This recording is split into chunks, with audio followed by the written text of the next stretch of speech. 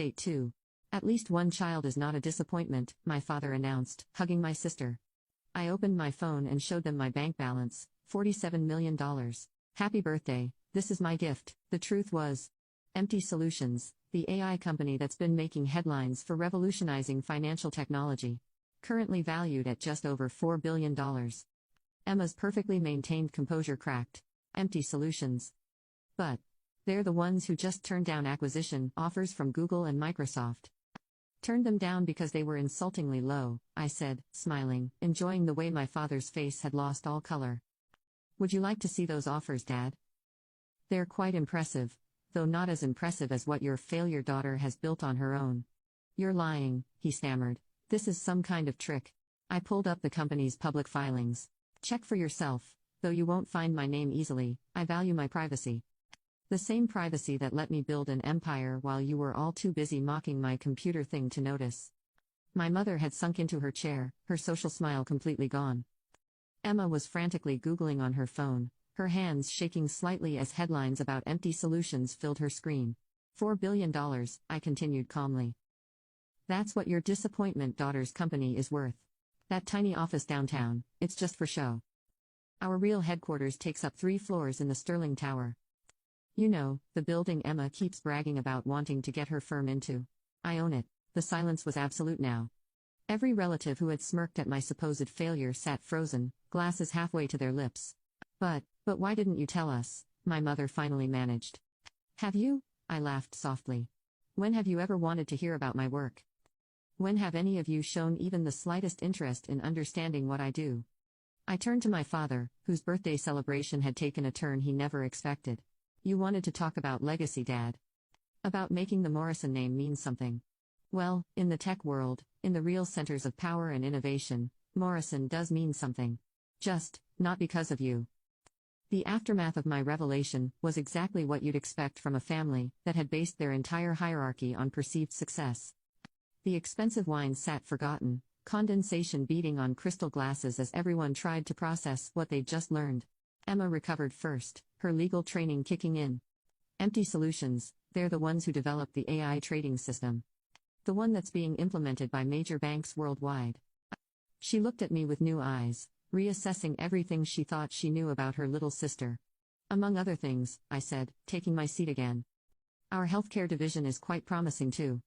We're revolutionizing diagnostic procedures in ways that will save millions of lives. But my father was still struggling to form complete sentences. The Sterling Tower, that's a $300 million property. Was a $300 million property, I corrected. It's worth considerably more now, after the renovations. Would you like to see the deed? My mother's social instincts finally kicked in. She reached for my hand across the table, her diamond bracelet catching the light. Darling, this is wonderful, why didn't you tell us? We could have helped, made introductions. I pulled my hand away. Made introductions? Like when you told the Hamiltons not to waste their time investing in my hobby.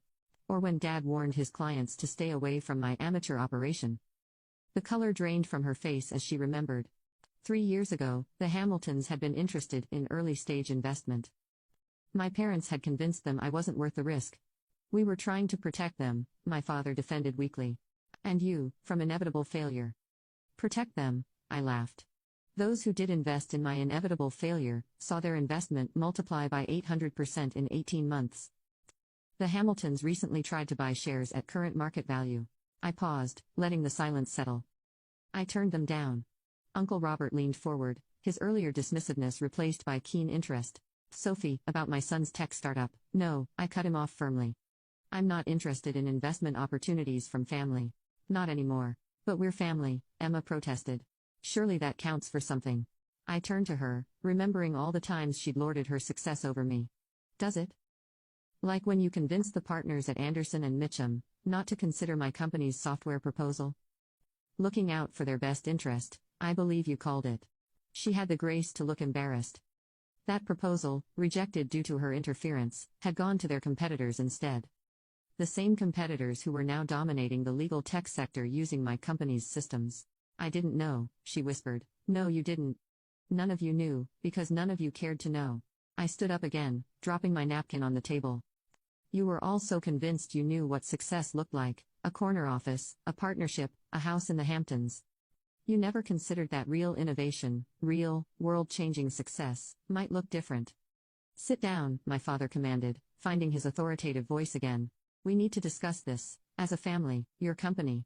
These opportunities. I raised an eyebrow. You mean now that you know I'm worth billions, suddenly my computer thing is worth discussing? Don't be difficult, Sophie, my mother pleaded. Your father's just trying to understand. We all are. It's a lot to take in. I looked around the table at my assembled family, aunts, uncles, cousins, all who had spent years pitying poor Sophie while praising. Now you can watch the second part by pressing share and more.